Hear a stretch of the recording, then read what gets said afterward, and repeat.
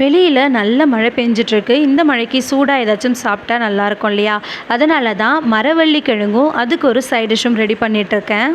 முதல்ல 2 காஞ்ச மிளகா போட்டு அது நல்லா கொரகொரப்பாக அரைச்சி எடுத்துக்கலாம். அதுக்கப்புறமா அதில் பாதி வெங்காயம் போட்டு அது கூடவே தேவையான அளவுக்கு உப்பு சேர்த்து அரைச்சி எடுத்துக்கலாம். இதுவுமே நம்ம கொரகொரப்பாக தான் அரைச்சி எடுக்கணும். அப்போ தான் நல்லாயிருக்கும்.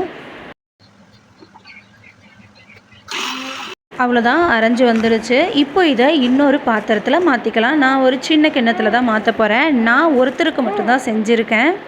அதனால தான் கம்மியாக சேர்த்துருக்கேன். நீங்கள் எத்தனை பேருக்கு செய்கிறீங்களோ அதுக்கேற்ற மாதிரி அளவை கூட்டிக்கோங்க. இப்போ இதில் கொஞ்சமாக எலுமிச்சை சாறு பிழிஞ்சு விட்டுட்டு நல்லா கிளறிக்கலாம். அவ்வளோதான், மரவள்ளி கிழங்கோட சைட் டிஷ் வந்து ரெடி ஆகிடுச்சு. நான் ஆல்ரெடி மரவள்ளி கிழங்கை உப்பு போட்டு வேக வச்சுட்டேன்.